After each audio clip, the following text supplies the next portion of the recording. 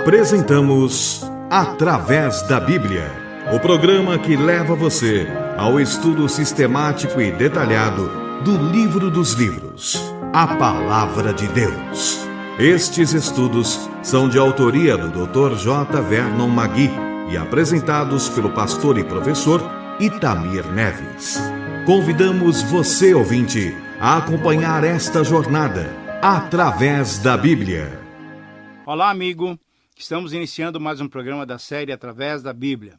Esse é um programa da Rádio Transmundial que tem por objetivo estudar a Bíblia toda, de Gênesis até o Apocalipse. Com quem?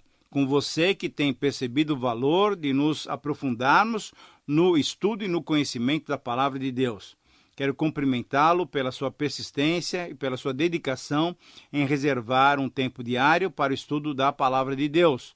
Quando estudamos a Bíblia, nós ouvimos a voz do Senhor. E ao ouvirmos a sua voz, respondemos através do quê?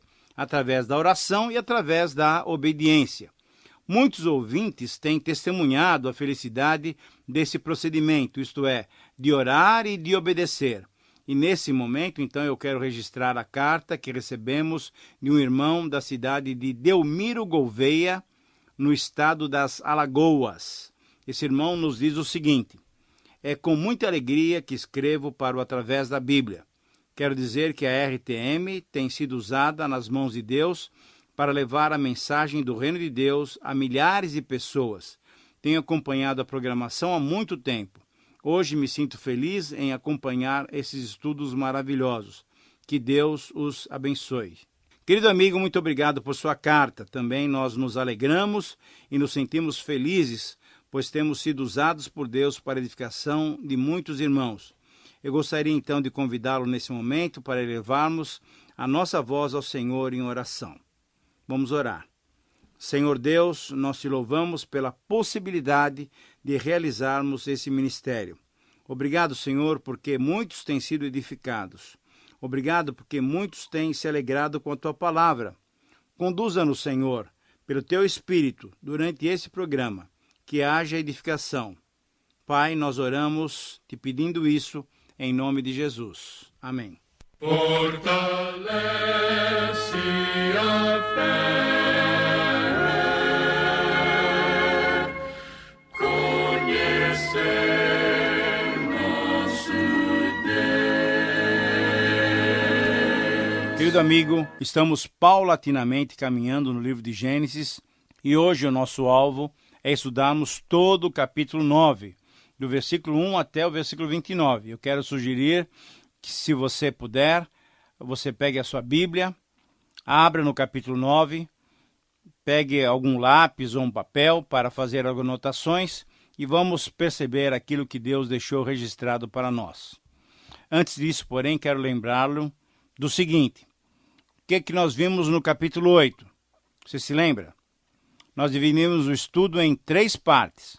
As divisões naturais que ele contém. Estudamos sobre o final do dilúvio, estudamos sobre os detalhes relativos à saída de Noé, da sua família e de todos os animais da arca, e também estudamos no versículo 20 a 22, aquele texto muito bonito que trata sobre a adoração de Noé, que levou a Deus um culto através de uma forma sacrificial, um holocausto, reconhecendo a salvação divina que ele fora alvo. Agora, ao observarmos o conteúdo do capítulo 9, também podemos dividi-lo em 3 temas. Estudaremos, então, os novos decretos divinos, estudaremos a aliança universal de Deus e conheceremos o relato sobre as vidas de Sem, Cã e Jafé. Muito bem, nos versículos 1 a 7, eles tratam sobre os novos decretos divinos. Então, versículos 1 a 7 tratam sobre os novos decretos divinos. E logo no versículo 1, nós lemos o seguinte: abençoou Deus a Noé e a seus filhos e lhes disse: sede fecundos, multiplicai-vos e enchei a terra.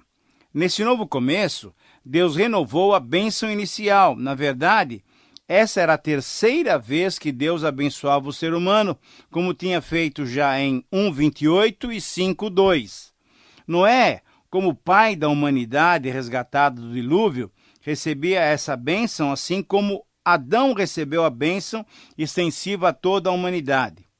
Essa bênção divina, não só a Noé, mas também a seus filhos, se constitui no ato de Deus na renovação da sua aliança. A ordem para serem fecundos e encher a terra demonstra mais uma vez que a vontade de Deus de ver o mundo criado, habitado pelo ser humano, é uma vontade irrevogável. Uma vez que o próprio Deus, através do dilúvio, havia feito perecer toda a carne, a ordem de povoar a terra agora era restabelecida. Então, através da família de Noé, o mundo seria novamente habitado. E isso, de fato, ocorreu. A tal ponto que, nos dias de hoje, temos em algumas regiões desse mundo uma superpopulação, o que muitas vezes, pela falta de cuidado do próprio ser humano, traz um problema sério, o problema da falta de alimentação para uma sobrevivência simples. A explosão demográfica e a procura pelos grandes centros urbanos traz consequências terríveis para a humanidade. Um outro destaque que devemos fazer também encontra-se no versículo 2. Diz assim o texto: pavor e medo de vós virão sobre todos os animais da terra e sobre todas as aves dos céus. Tudo o que se move sobre a terra e todos os peixes do mar nas vossas mãos serão entregues. O que significam essas palavras? Como podemos entender esse versículo? Querido amigo, acompanhe essa linha de interpretação. O homem criado à imagem e semelhança de Deus, como veremos no versículo 6, continuaria sendo um mordomo do mundo criado. Mas este novo domínio que ele iria exercer estaria em grande medida sendo exercido num clima de medo e de terror, de temor. A relação existente antes da queda, quando o homem provavelmente era vegetariano, era certamente pacífica. Mas agora, essa relação do homem com o restante da criação seria desenvolvida com base no temor e no medo. E os outros seres também criados por Deus agora seriam dominados pelo homem. Eles serviriam de alimentos até. Pois nas mãos dos homens eles seriam dados. Percebe-se assim, mais uma vez, que os resultados do pecado foram tremendos, mesmo após o momento disciplinador do dilúvio. O versículo 3, juntamente com 1:29, nos faz entender ou nos faz deduzir que antes do dilúvio, a dieta dada por Deus ao homem era uma dieta vegetariana. Mas, ao mesmo tempo, é possível também entendermos que não temos aqui uma mudança de padrão. Essas palavras divinas simplesmente autorizam de forma oficial uma prática que a humanidade pecadora com certeza já fazia anteriormente e com frequência. Tudo que se move e vive ser-vos-á para alimento. Como vos dei a erva verde, tudo vos dou agora. Essas são palavras literais do versículo 3. Assim, a dieta humana foi expandida e agora incluía também a carne. Digno de nota também é o fato de que não percebemos aqui nenhuma distinção feita entre animais puros e impuros, que somente na época da lei, isto é, no livro de Levítico, é que essa lei é estabelecida, essa separação entre puros e impuros é estabelecida. Mas, nessa primeira parte ainda do capítulo 9, nós temos os versículos 4 a 6, e todos eles tratam sobre o sangue. Veja só, para entendermos corretamente o texto, é importante lembrarmos que o povo daqueles dias, bem no comecinho da história humana, eles entendiam que o sangue era o princípio vital dos seres humanos, tanto animais como humanos. Hoje sabemos que a vida não está no sangue, nem no coração. Somente quando as ondas cerebrais terminam, aí sim é que termina a vida.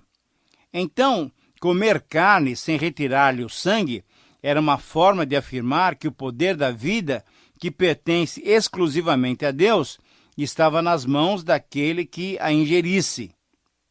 Veja só, em Levítico capítulo 17, 11 até 14, temos uma estreita relação entre o sangue e a vida, ao declarar 2 vezes esse texto que a vida de toda a carne é o seu sangue.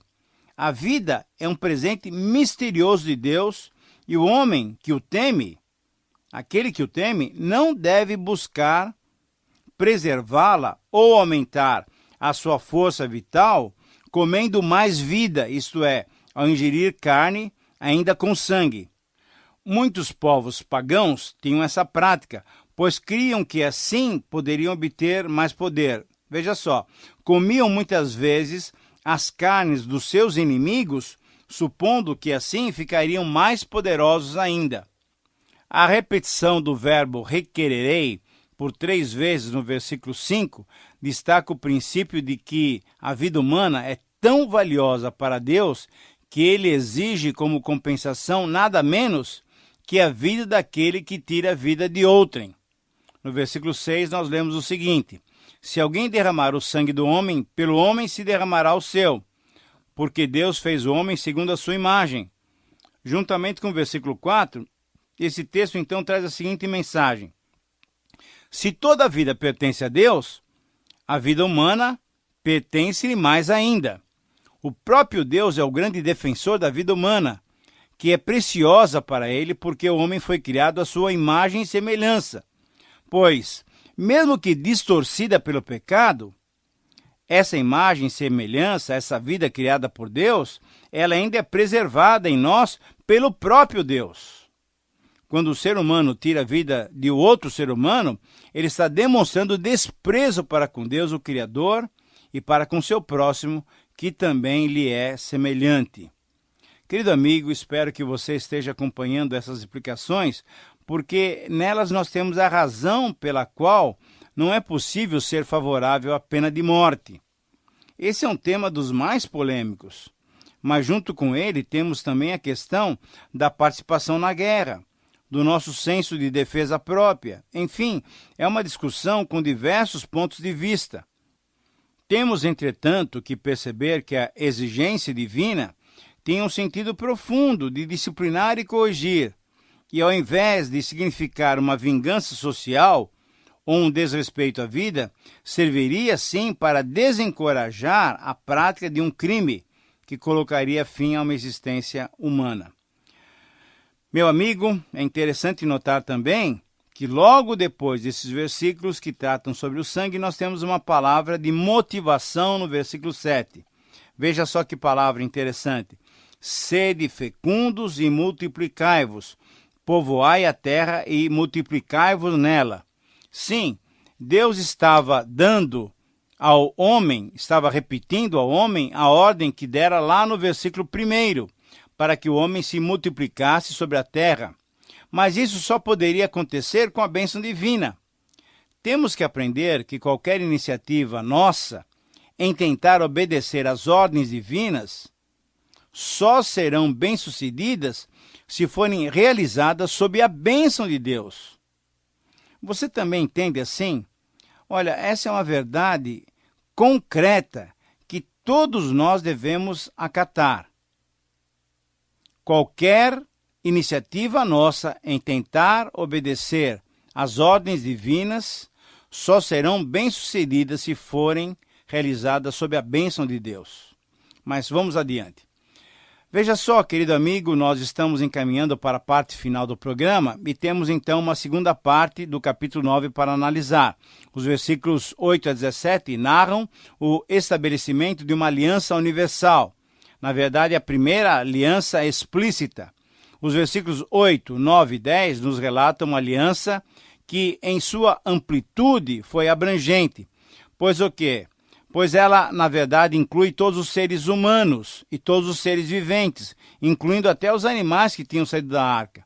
Deus falou não só a Noé, mas a família de Noé, aos seus filhos, às suas noras, que agora também eles são coerdeiros das bênçãos divinas. No versículo 11 nós lemos o seguinte: estabeleço a minha aliança convosco, não será mais destruída toda a carne por águas de dilúvio, nem mais haverá dilúvio para destruir a terra. Num certo sentido, esta aliança tem dimensões e alcances cósmicos, uma vez que ela alcança todos os seres viventes. Por isso, o memorial da aliança, isto é, o arco-íris, conforme o versículo 13, foi colocado por Deus no céu, isso é um dos elementos do cosmos, e esse arco-íris, disse Deus, será o sinal por aliança entre mim e ti. Será por sinal, é uma maneira do homem perceber que Deus tinha firmado uma aliança. As alianças bíblicas são geralmente representadas por símbolos visuais. Por exemplo, a circuncisão. Na aliança com Abraão, a circuncisão era um sinal visual no menininho que nascia. O sábado, na aliança com Israel, é um outro sinal. E na ceia do Senhor, nós temos na nova aliança também é um sinal. Nós temos ali o pão e o vinho. Na aliança com Davi, o símbolo era a manutenção do reino na família de Davi. Sempre é bom lembrar que Deus cumpre integralmente a sua parte nos concertos que ele fez e que ele faz com o ser humano. Por quê?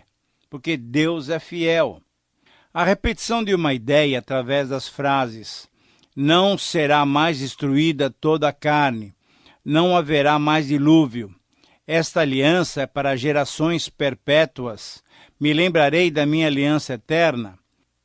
Todas essas frases significam um compromisso unilateral de Deus. Na verdade, Deus a si mesmo se obriga em manter a sua palavra por toda a história do ser humano, sem exigir nada em troca. Isso tudo mostra o quê? Que Deus é muito bom. Deus é bom. Mesmo sabendo que não cumprimos os nossos compromissos, Deus se mantém fiel à sua palavra.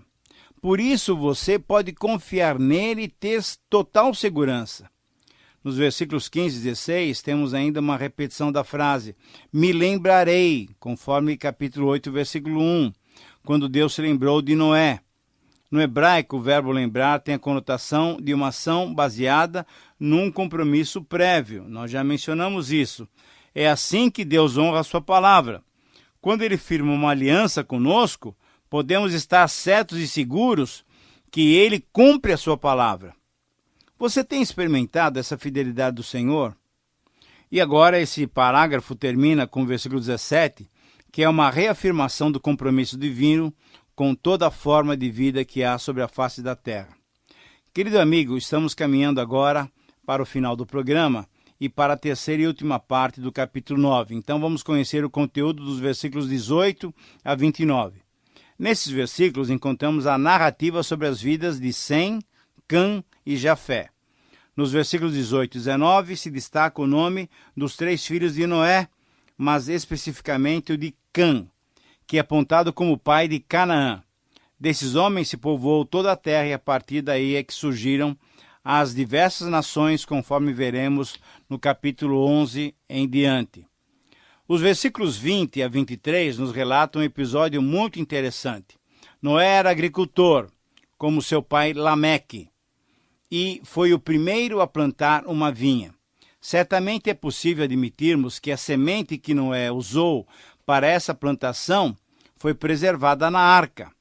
Algum tempo se passou, a vinha deu fruto, e do seu fruto Noé fez vinho, e tomando-o, se embriagou. É interessante destacarmos que a primeira referência bíblica ao vinho associa-o à embriaguez. Embora a Bíblia não condene o uso do vinho, ela adverte a todo homem do perigo que o seu uso em excesso pode causar. Você pode ver em Provérbios 21:17, Provérbios 23:20, Provérbios 29, Isaías, capítulo 5, capítulo 28, que disciplinam o uso do vinho. O excesso pode ser maléfico. Os nazireus, pelos seus votos, os sacerdotes, quando estavam oficiando, os governantes, quando tomavam suas decisões, não deveriam tomar vinho de forma nenhuma. E em nosso relato específico, assim como Adão, o cabeça original da raça humana, pecou ao comer, Noé, o cabeça da raça humana depois do dilúvio, pecou ao beber. Embora Noé estivesse no mundo novo, estava ainda sob os efeitos, sob o domínio do pecado. Então fica claro que o uso excessivo do vinho pode levar qualquer um até mesmo a um comportamento indecente, um comportamento incompatível com uma vida de piedade na presença de Deus. A exposição da nudez publicamente é algo desmoralizante e trouxe vergonha para Noé e complicações terríveis para Cã, porque ao invés de encobrir a indecência, a nudez do seu pai, ele foi contar aos irmãos a vergonha do pai. Sem e Jafé tiveram atitude muito melhor e mais respeitosa. Andando de costas, para não verem a nudez do pai, cobriram Noé com uma capa, livrando-o daquela situação vexatória em que se encontrava. Duas atitudes que merecem a nossa atenção. Primeiro, uma atitude de desprezo, de desdém, de reverência e principalmente de falta de respeito para com a pessoa do pai. Muitas vezes nós também menosprezamos aqueles que por motivos diversos não têm um comportamento correto. Condenar o pecado é correto, mas amar o pecador é o nosso dever. A segunda foi uma atitude de consideração, de respeito e de reverência. Querendo evitar a vergonha do pai, Sem e Jafé demonstraram carinho, consideração e submissão ao pai. Querido amigo, estamos então concluindo o nosso programa e também o estudo do capítulo 9, mas ainda devemos observar que nos versículos 24, 25, 26 e 27, temos a recuperação de Noé e a sentença da condenação para Cã. Por quê? Porque ele tinha desrespeitado, ele foi amaldiçoado. Cã, que era provavelmente o filho mais novo, você pode confirmar isso olhando para 10, 21, talvez por ser mais inexperiente, ele pecou. Mas mesmo essa circunstância não o livrou da maldição. Seria ele e os seus descendentes quem receberiam tal punição. Por sua violação ao respeito que deveria ter para com a sua família, para com seu pai, a sua própria família e a sua descendência iriam fracassar. É uma penalidade dura. Cã receberia o seu castigo, mas também Canaã, o seu filho, receberia também uma punição violenta. Como Cã, o filho mais novo de Noé, agiu errado para com seu pai, a maldição recairia sobre o seu filho mais novo, isso é, sobre Canaã. Ainda mais porque os descendentes de Cã incluem junto com os cananeus quem? O Egito, a Filistia, a Assíria e a Babilônia, que são os mais terríveis inimigos de Israel, conforme nós vamos verificar no capítulo 10. Enquanto Cã era amaldiçoado, Sem foi abençoado, conforme o versículo 26. Noé bendiz ao Senhor, reconhecendo em Deus o autor da vida, e estende esta bênção a Sem. E assim, como veremos nos próximos programas, a linha messiânica fica restrita à linhagem de Sem, especificamente através de Abraão, que foi o primeiro patriarca do povo de Israel. Querido amigo, então chegamos ao final desse programa e também no final do capítulo 9, nos versículos 28 e 29. Nesses dois versículos, temos uma conclusão do capítulo 9 e nessa conclusão nós temos o relato da idade completa de Noé.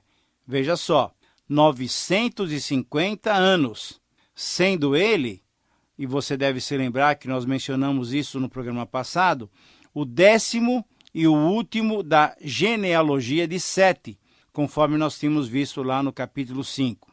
Então termino essas palavras com as palavras do autor de Hebreus sobre Noé. Essas palavras estão escritas em Hebreus, capítulo 11, versículo 7. Diz assim esse texto do Novo Testamento em Hebreus. Pela fé, Noé, divinamente instruído acerca dos acontecimentos que ainda não se viam e sendo temente a Deus, aparelhou uma arca para a salvação da sua casa, pela qual condenou o mundo e se tornou herdeiro da justiça que vem da fé. Eu repito para você, Hebreus 11, versículo 7. Noé teve uma vida exemplar. Noé teve uma vida bonita. Noé foi escolhido por Deus para preservar a raça humana. mesmo pecando, foi usado por Deus para cumprir o seu plano. Que essa vida de fé e confiança no Senhor possa ser seguida por cada um de nós, por todos nós, por você e por mim. Logo mais, daremos o nosso endereço, anote-o e escreva para nós. Muito obrigado por sua companhia, espero encontrá-lo no nosso próximo programa. Deus te abençoe. Terminamos mais uma apresentação do programa Através da Bíblia. Esperamos que você nos escreva, dando a sua opinião sobre o que ouviu.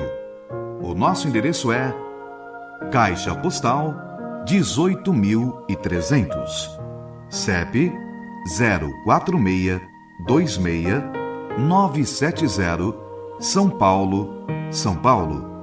Repetindo, Caixa Postal 18.300, CEP 04626-970, São Paulo, São Paulo. Este programa foi produzido nos estúdios da Transmundial.